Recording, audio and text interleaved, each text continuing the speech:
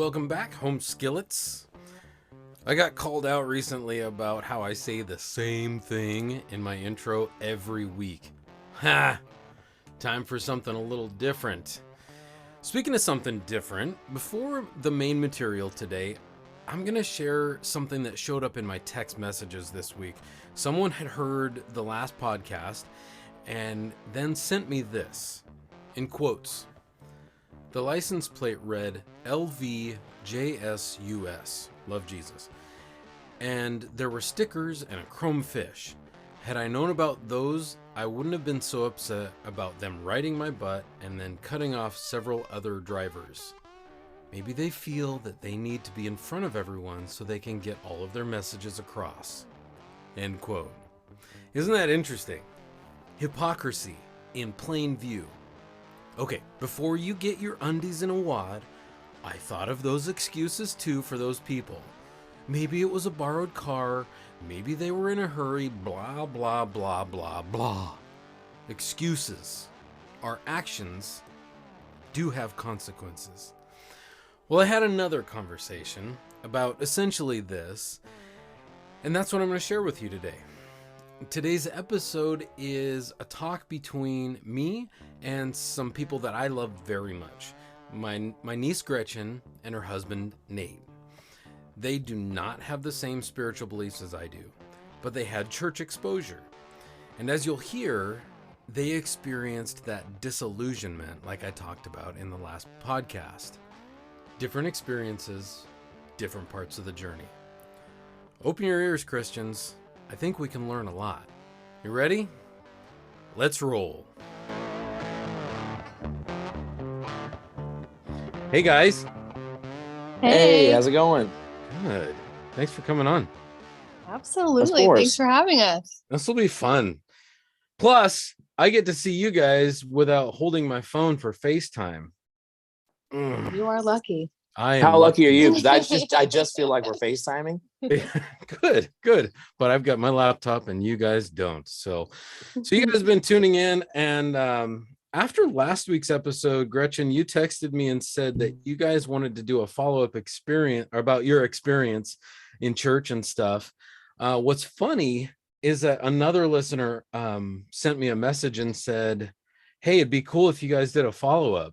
so here we are. And I prepped you a little bit. Perfect. It works out perfect. It does. I'm really excited. I say that at every episode. I've come to realize that I'm excited about every episode, and that's probably because I am. So I want to just kind of have one of our family conversations that we tend to do, and probably not go until 2 a.m. this time, but we'll try to keep it to a dull roar. But before we go into some of those prepped questions that I sent you guys, I want to ask one thing and kind of set a stage. Gretchen, super Christians, what's that all about? Do you know what I'm talking about? When you introduced Nate, I don't think so. When you introduced Nate to us, you told him that we're super Christians. Really? Yeah. Oh man. Yeah, they know that because I've talked to them about it. Yeah. So Nate, maybe you want to share that one.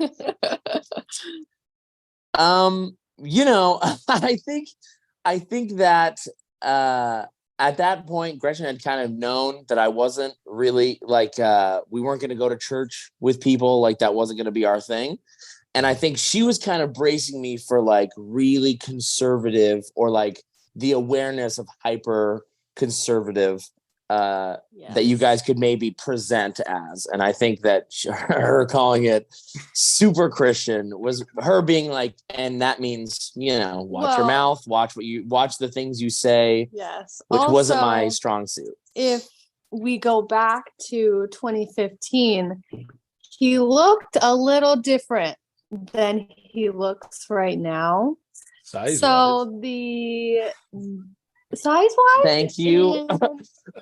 he was a little scruffier looking, and so it was kind of something that you guys, I don't think, really expected from me, maybe. And so it was kind of, he was going to stand out.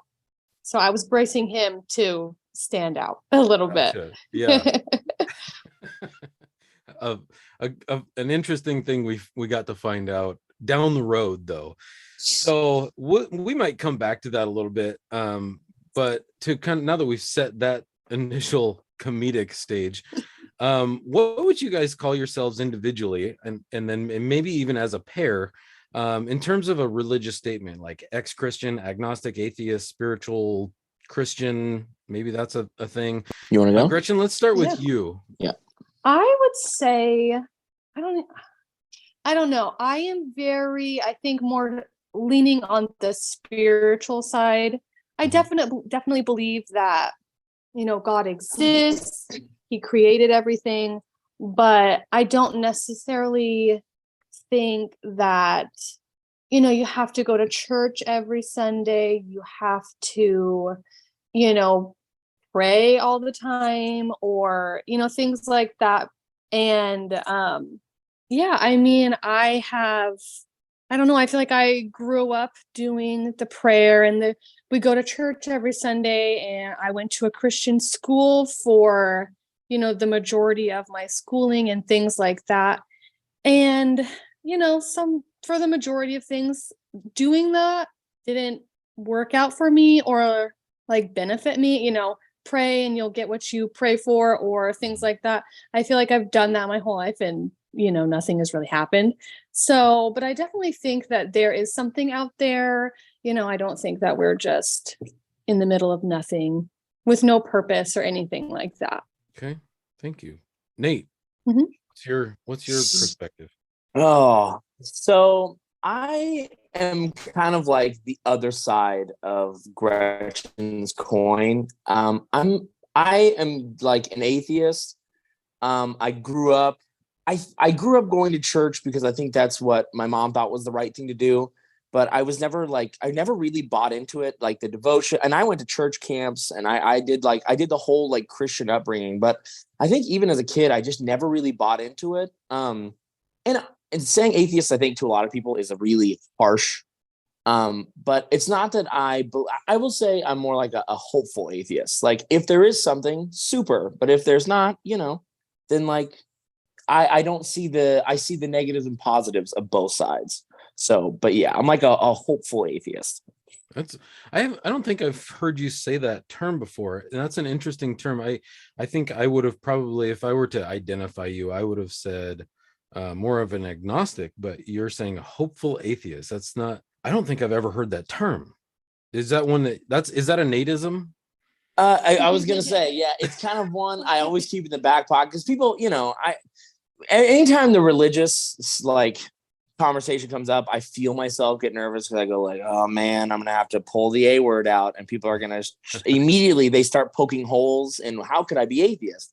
And so I always tell them, guys, I'm not here to argue for either side. I'm telling you, I'm hopeful that there is a higher power or a God or whatever.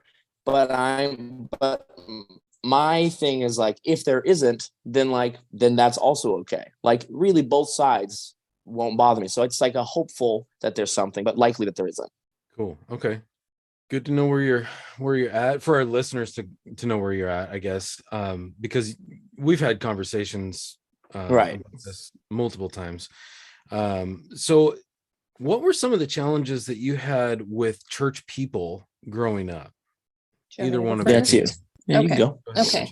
I feel like my issues with the church, or, Christians growing up, which you've kind of talked about this in your previous episodes.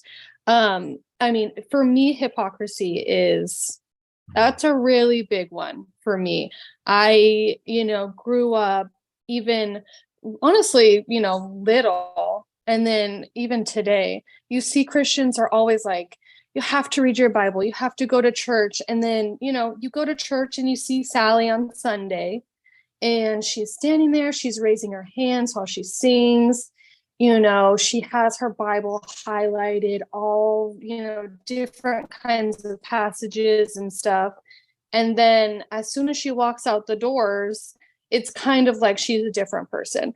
Or obviously in Salem, there's, large homeless population. You walk outside and there's a homeless person and she goes, oh my gosh, why can't they just get up and go to work?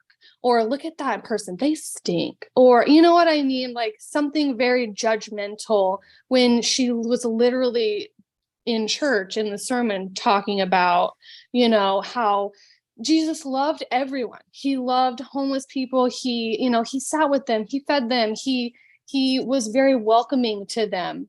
That's how we need to be as Christians. And there she is, so that is one that has really stuck with me as to why you were just talking about how good you are. And then 5 seconds after, you're not with everyone that you were just with, you seem like a different person. Or, well, we'll end there. You can go. You were really ready to just go in on.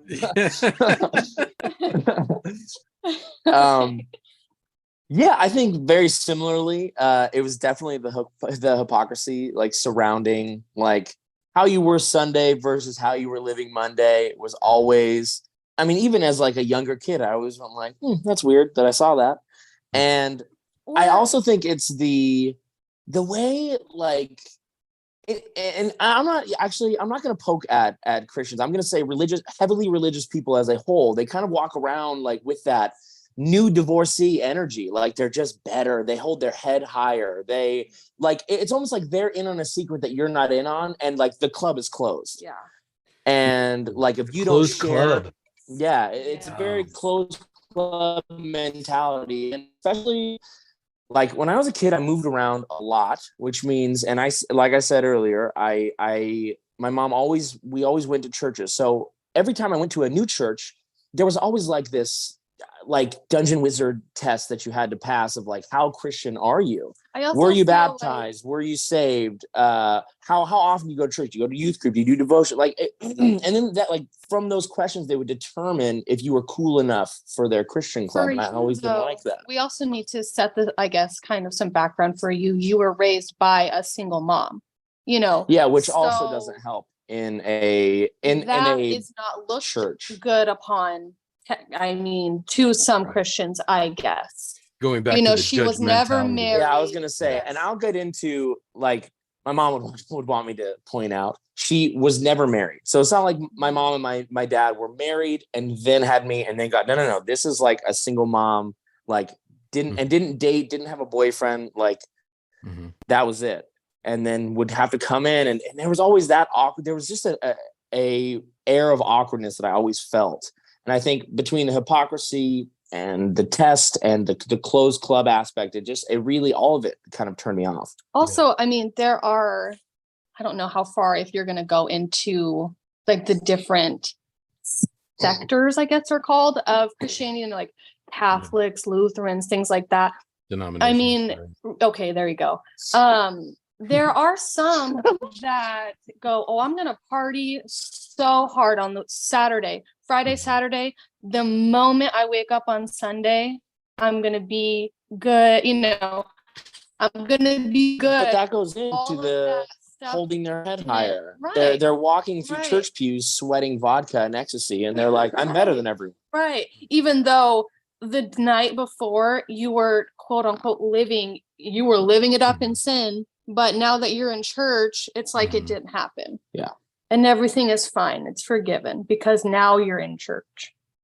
Yeah. So what I'm hearing you kind of say is, and correct me if I'm wrong. I know, and I'm privy to previous conversations with you guys. But the 3 listeners that we have aren't necessarily. All 6 of us don't know each other that well. Yeah. Yeah. 3 outside of the 3 of us. What would you say, or would you say then that the belief system itself or the people have been what has pushed you away from Christianity specifically? I mean, I have I think I've probably talked to you about this, in our late night talks with everyone, but it's both. It's the people, but, it's also how, and I think I stated this before, you can pray and pray and pray and pray. And it just seems like it's never, that's never worked out for me. Every time I've always prayed for something to happen, it just like, it never happens. And I obviously understand that maybe everything that I pray for is not meant to happen, but I mean, like, can there not be like one or two things that happen, So, Right, sure.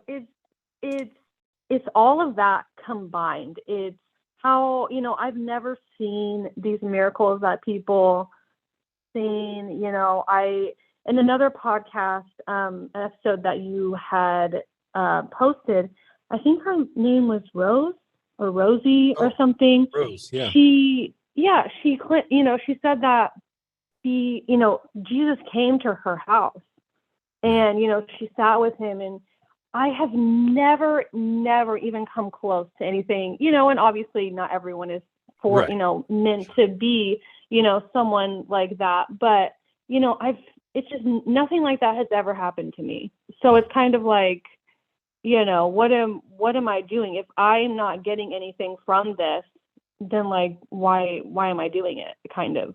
Mm-hmm. Yeah. So, yeah. Yeah. Some level of unmet expectations. Like the church does a fairly decent job of saying, here's the expectations, God does miracles, and then you don't see them. Mm-hmm. That's it, obviously a definite challenge. And actually I'm working on an episode to talk about that very thing. And so, yeah, good point. Thank you. Nate, what do you think on that? Yeah, I mean, I think it's definitely both. It's both. It's the beliefs and the people that come along with those beliefs. I think that I remember, and I know I've said this to you before, and I've always said it jokingly, but like, I remember as a kid, like, you went to Sunday school and you were like, hey, do you know that a 400-year-old man built a boat that fit every single type of animal, including animals they had never heard of, and they floated on what was the flooded earth for 40 days. And I remember, even as like a small kid, being like, hey, hang on, I have a few clarifying questions. And like, never feeling like I got the answers I was looking for. As far as like the belief system goes. And of course, I mean, that's like a sillier one, but like, I've had a ton of other questions, but it's also like the people. It feels like in the Bible and like what is taught is not at all what is reflected. And like in any church, and again, I've been a ton of different churches, and I've even been to churches where people are like, no, this one's great. They're loving, they're great. And I don't know if I'm falling in with the wrong crowd, but I always go like, boy, do I find the most mean, rude, judgy people in here. And I just get unlucky. I also think that like, it's either you believe exactly every single thing that they believe, you can't waver in one way at all. And if you do, then you're not Christian enough. But that goes back to the closed club mentality of like, you need to think everything we think, or else you're not in. I remember like distinctly, it was when, what was that, 2008, when Obama became president. Oh boy. There was a girl that was in my class. Her grandpa was Democrat, and he had like an Obama, 08 whatever sticker on his car. Yeah. I remember teachers and people being like, oh my gosh, like, how in the world could he, be Christian and vote for Obama? And that always stuck out to me because, people obviously have, different beliefs on, those things. And sure. Yeah, it's one thing. Politics line up differently. Sure. But I feel like that doesn't, just because you're a Democrat doesn't make you not a Christian. Right. You can still believe in those things. And if anything, at least to me, you should want like everyone to feel included in your Christian group, or you know what I'm saying? Like, why single someone out because they voted differently than you, or whatever it could be. There's definitely this element that should say, and I think I'm tracking right along with you to say that it would be an interesting discussion if it were how did you come to that conclusion that you wanted to vote for Obama or whoever? I mean, or Romney, or fill in the blank on politician X, because let's face it, politics are scary and gross and all the things. But and that's a different subject. But at the same time, it's not. Right. If somebody were to say, how can you come to that conclusion? Or how did you come to that conclusion? And show a level of curiosity to understand where someone's coming from, with that heart of Christ that you kind of alluded to earlier. What if we had conversations like that instead of conversations that are just saying, since you don't agree with me, you're a heretic, right, you should be stoned and then burned at the stake at the same time? It's very an immediate, you're in or you're out. It's not a, let me understand where you're coming from. And obviously people have different walks of life. Everyone has gone through different things, and they've come to those decisions through the things that have happened to them over years. But I think religion, it like almost feels like you are in a street fight, and it is you are either this team or you're the opposition, and like that is the two. You get two choices instead of like, well, can't we talk this out? Like, no. Like you're fighting with us or you're fighting against us, and that's it. Yeah, and to go a little, what would I say? A little churchy. There's essentials, and then there's non-essentials, and the vast majority of things are actually non-essentials. So for your example, Gretchen, the two Christians that are arguing about whether Obama should be elected, that's a non-essential. That has nothing to do with the core belief system of Christianity. There's things within that you can definitely have a discussion about. I almost said argue, but that gets to be but painful. See, and there's always that argument, right? Got to get in there, got to yell at somebody, got to blow someone's nose. Yeah, yelling becomes fun, apparently, is right. I had a conversation. A buddy of mine moved to Texas about a year and a half ago, and it wasn't you guys. I was gonna say we moved here longer than that, but okay. I know. He moved. He's in a different part of Texas than you guys are. He's outside of Tyler. He's in Henderson. But we were talking about how different our belief structures are. I would fit into the evangelical category, and he fits into the Orthodox category, but we're super, super tight, and we disagree on a lot of things. And yet we're close because there's an element of us that has a mutual respect that says, how do you guys believe about this? And it's curiosity, and we can disagree. We can even argue and still love each other as friends, and not depart from our friendship because we disagreed on, who should be elected. We've voted the same probably 3 times in our 20 some years of friendship, and yet we're super tight. So I do think, I also think nailed the point there that that Christianity tends to be this the social club that you can't get into unless you agree with every little tiny jot and tittle, to quote the Hebrew folks. Go ahead, Gretchen. We kind of... I also think there's a level of like a scare tactic to it that I don't like. I remember, I don't know, I was probably 9 or 10, and I was in the car with someone, and they go, "Are you baptized?" And I go, "No, I've never been baptized." I had gone to church for years at this point, every Sunday, and done the Sunday school and everything. I knew the stories. And she looks me like dead in my face, and she goes, "Okay, well, you're not going to go to heaven. You will go to hell if you're not baptized." And I was just like, "What?" I mean, that I don't know. That just hit me the wrong way. Yeah, so for one, that's a misinterpretation of it. Right. Right. And I had always believed that in itself, being baptized is not the only thing that you have to do.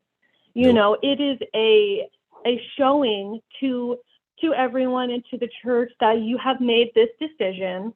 Right. And it's kind of, here, look at what I've done. Like, you guys, it's a happy thing. It's like when you're a kid. It's not you have to do this, and if you don't, there's nothing else you could ever do in your entire life to make you good enough to go to heaven.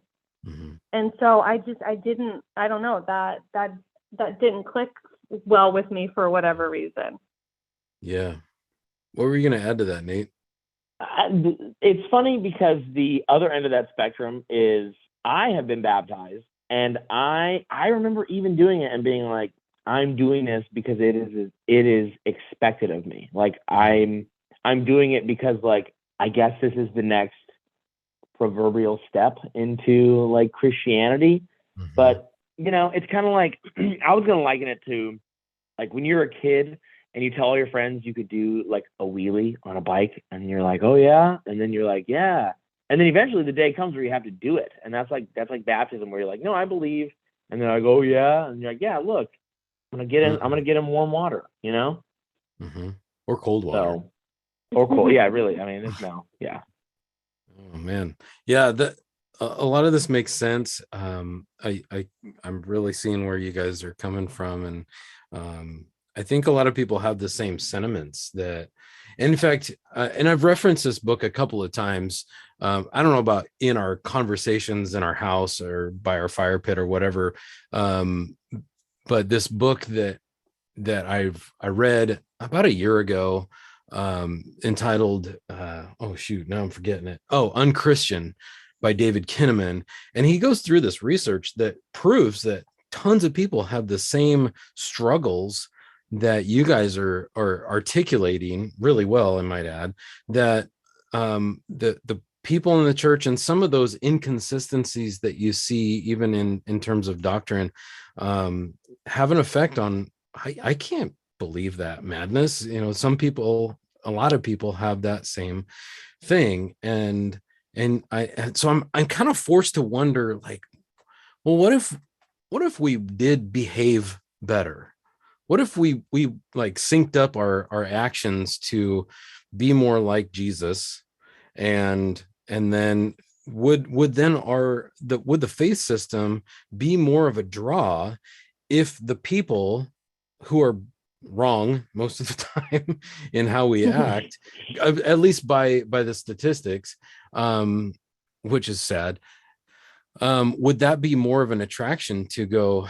So I can see what you guys are saying about this whole truth of the Bible. And then even if answers were able to be given to you, like you pointed to the whole Noah's Ark thing, Nate, about no answer was really given to me that actually made sense. So questions should be allowed to be asked, but if answers could be given, and if people were better, then would the belief system make more sense? I don't know if I'm even asking that in a very good way, but what do you think on that? I mean, I think even in a perfect world, I would still, it's kind of like I've talked to Gretchen about this, and I'm not sure if me and you have ever actually talked about it, but I always say, like, back to the miracle thing. If I saw a miracle, like if I saw someone raised from the dead, or if I saw someone get cured when they prayed for it, whatever it may be, I would look for the scientific explanation in that. I would never go like, well, that's how you know. I would just go like, no. Or like, I don't know, it's like a one-off. Like, even if I think I had all the answers, like, I just don't think an answer is good enough for me. You know what I mean? You'd have to have all of the answers. Right. And therein lies your issue, I think, when you look across any sort of belief system when it comes to life after death or a higher power. I think regardless of if I was raised Christian or whatever, I would go like, well, no answer is good enough, because I want all of it. I need to know I need to like digest every single bit and go like, okay, now I can see it. Okay. Gretchen, you have a thought on that? So obviously previous I did. I will, come out and fully say, like, yes, we went to church every Sunday. I went to a Christian high school, like that. I not lived, breathed, and ate Christianity, but I was surrounded by it day in and day out. And I don't know, I never felt a sense of, I don't know, like wholeness or like, this is what I need to be doing. This is something that's so important to me. I'm going to second that, because that's, I think, the other thing is, like, even if I did have all the answers, I still wouldn't feel a sense of community. I would still feel like an outsider with the answers. And I mean, I will say, like, there have obviously been like significant events that have happened to both of us, that have happened, recently, where I go, why? Like, this sad thing happened. Why did it have to, why did this have to happen to us? Why, it's something where it goes, this is not supposed to happen to us. Like, well, we think it's not supposed to happen to us. Why is it happening? And there's nothing, I was telling Nate the other day, there's nothing that I feel that has been good come out of these awful situations. Sure. And so it's just kind of like, yeah, I don't know. Well, yeah. And I think for you to have that permission to not know is really important. And so often, again, coming back to the behavior of your stereotypical Christian, you don't have permission to not know. You have to know, and you have to succumb to whatever churchy answers you're given. And this well, yeah, and to be constantly told, this is God, this is the plan, this, God knows what's happening, everything happens for a reason, right? But obviously in those moments it feels like, what could possibly be the reason for this horrifying thing to happen? Right. And so you have to hear, oh, it's, just pray about it, it'll get better. Or, God knows what he's doing. There's always a plan. It's kind of like, and you've said it before, like, that's not what I need to hear in this moment, but that's all that they're willing to give you. Yeah. Instead of just saying, like, I understand that you're hurting. I understand, that this is a bad time. And everything eventually, it'll kind of even out and it'll be okay. But instead they go, oh, it's in the plan. It's supposed to happen like this. I'm going to add, I don't want to take too long on this one question. I'm very sorry. But I also feel like anytime there's anything bad, it is like it's used as the sales pitch for, well, now you need to come. Well, now you should go.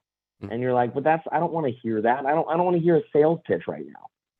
Yeah. No, nailed it. Yeah. And I've told you guys before this that I have that same sentiment. Like, I don't need you to quote something to me or try to be, like you said, sales pitchy. Well, now you should go to the church club for help with that, because no, that's not right now. Right now, I just need to shush and let me cry, or whatever the case is. Or if I ask you, what do you think I should do with this? That's when you might be able to say something. But even then, I kind of know, I wouldn't say I'm a Bible scholar, but I don't necessarily want somebody to go, well, in John chapter 15, I get it. I know I've read that passage probably more than you, Mr. Individual, but we might need more dialogue than that. And I don't think a lot of people have the depth of understanding to give wisdom. And yet those are the folks that like to spit it out. And usually it's so, yeah. Well, so I feel like at the same time, it's when I'm coming to you and like expressing feelings of sadness or even joy, or, I have a question. If I'm coming to you, I don't necessarily need you to be like, okay, well, the Bible says you do it this way, or the Bible says this, the Bible says that. I'm coming to you as a friend, as, as someone that I trust. I just, maybe in sadness, I just want you to give me a hug and say, it's going to be okay. it hurts right now and it's bad right now, but I will be here. I will help you if you need help. You know, that's essentially what I'm looking for. I don't want to hear, oh, you know, it happened for a reason. Yeah. I think that's too often given as, I don't know what to say, so I'm going to say this because the only language I speak is church, and that doesn't end up helping. How do you determine truth? Did I give you guys that one as a lead in? Yeah, I read it on the thing. Yeah. No, I just have to think about it. I think you kind of touched on this on a previous podcast, I believe. And it's kind of, you know, I don't want to say like each person, because I don't necessarily believe my truth is my truth and yours is yours. I don't, you know, that's a cop out kind of to me, to say, you know, I can do what I want to do and you can do what you want to do, but. Oof, that's my answer. So that's upsetting. Really? Yeah, my answer was going to be, that I think everyone's version of truth is their own version. I think what you think is the color red and what I think is the color red could very much be the same thing or could be the opposite thing, but like we're never going to know that. So like there's no point in arguing your truth versus my truth. If we both know what we know, then like there's no need to argue it. But at that same time, do you think murder is murder? Murder is bad. Yeah. Okay, so there you go. Like no. There's obviously overlaps. Like murder, like what you just said. Yeah. Murder is wrong. Yes, that's right. An overlap. But I'm saying like truth as like a blanket like this is like what I view as truth, as my truth, could very well be different from JD's truth or your truth or anyone else's truth. I think everyone's truth is their own. Like, for instance, if you think when you die, you're going to go to heaven or you're going to go to a greater place, then the streets are paved with gold and you get your crown or you meet the saints or whatever, I'm not going to argue that. That's your truth. That's what you believe to be true. Who am I to argue that? So in more of a philosophical sense, you would say. Yeah. But in terms of. I agree with that. Your initial example may be a little off kilter from what you're actually saying, where you said this, you believe this is red, I believe this is blue. Those don't coincide, but it's okay because I'm colorblind. Therefore, this is blue, but it's actually red. Right. This but is you my believe that it's blue. That's less of a significant area, because there's again, going back to one thing you said before, science says that you see it as blue because you're colorblind. And I don't even know if you're colorblind. I don't think you are, because you have style.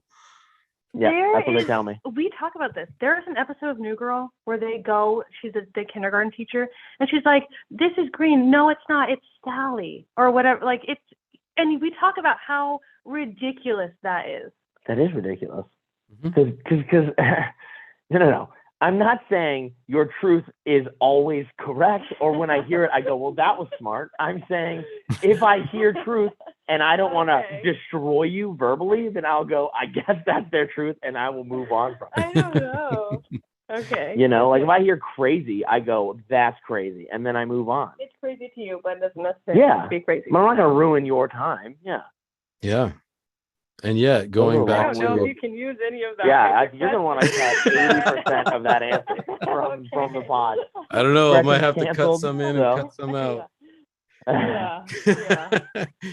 So kind of going back to one thing that's been touched on quite a bit is that that behavior tends to be a turnoff, is where people go, or this is the truth, and now I despise you because you believe something differently than I do. Right. Yeah.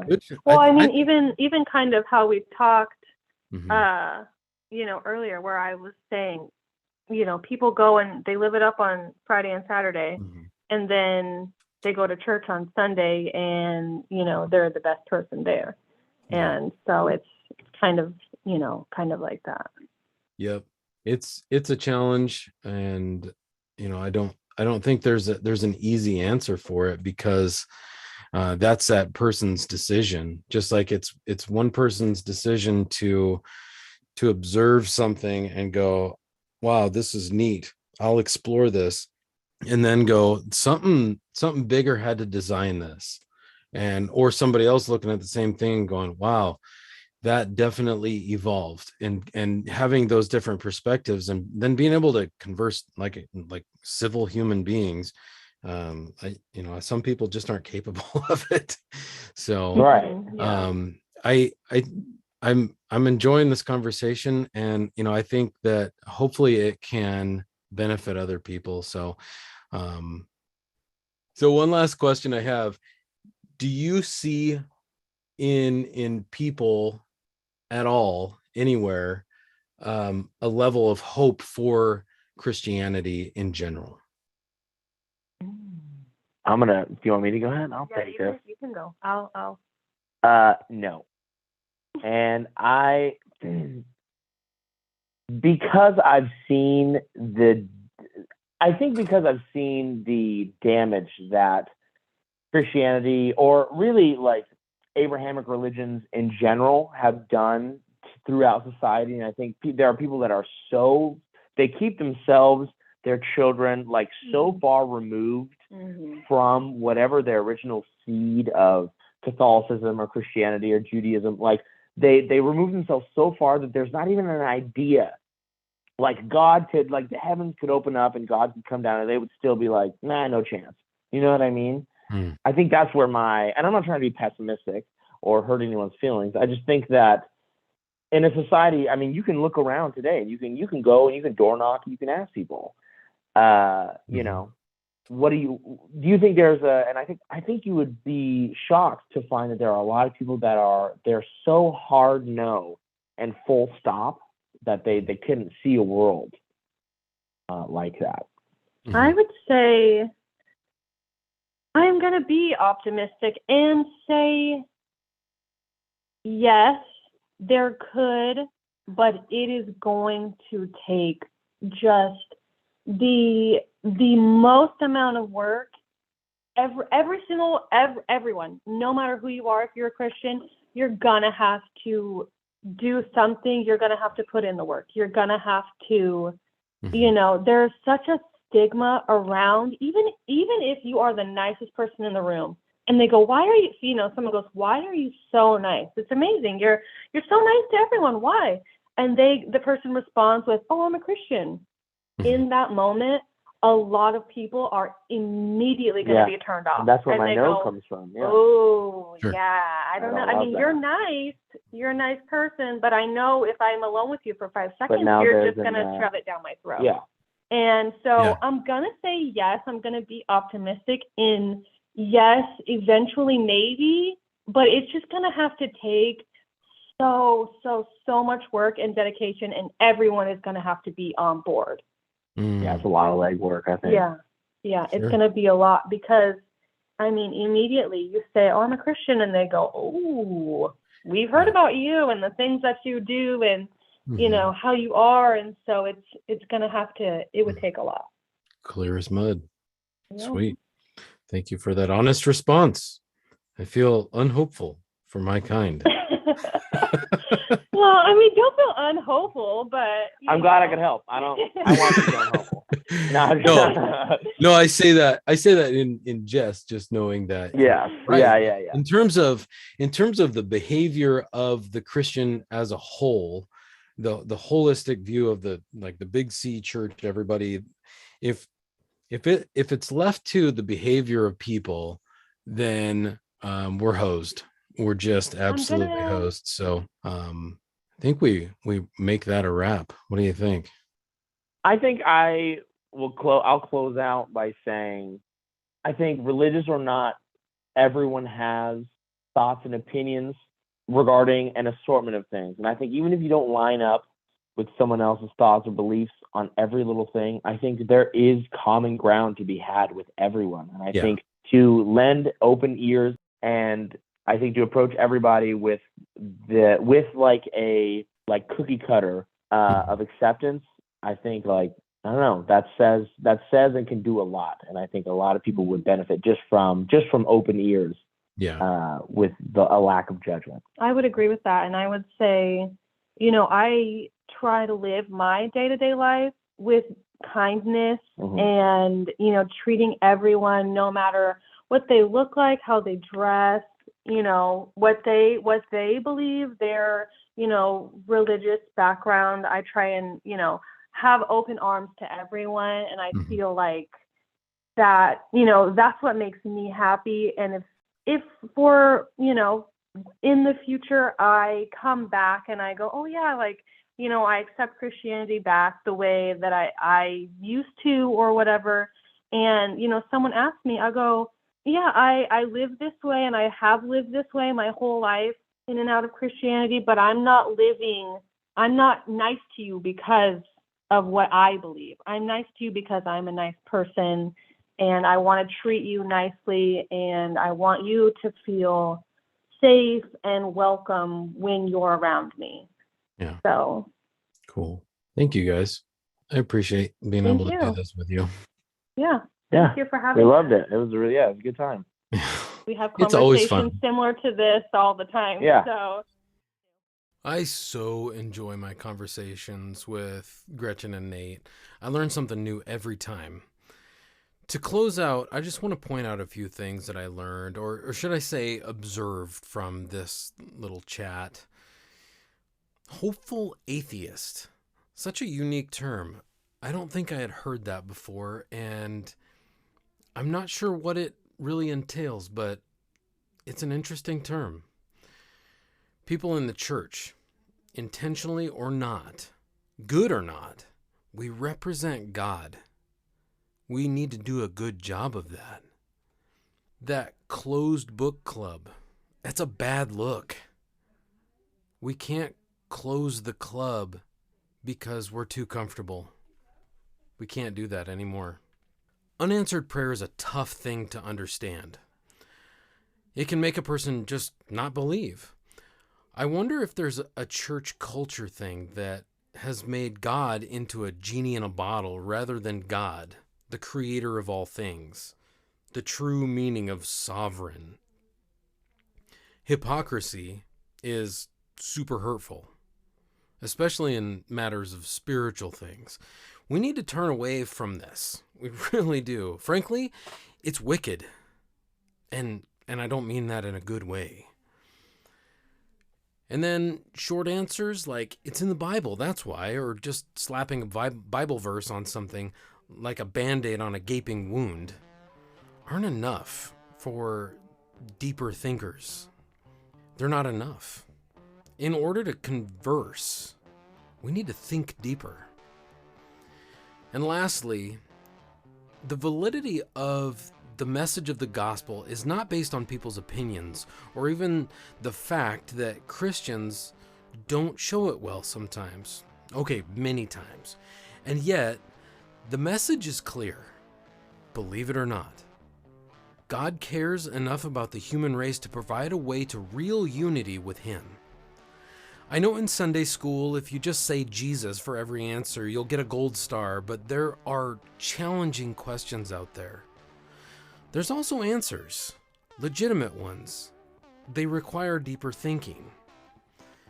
We Christians need to do a better job of being able to A, understand where people are coming from, B, reducing hypocrisy, and C, going deeper to be able to share answers that are truly available. Well, that's it for this week, my friends. I'll talk to you next time. I love you. To support Christian News with JD Shin, click in the show notes. It'll help my dad create future shows.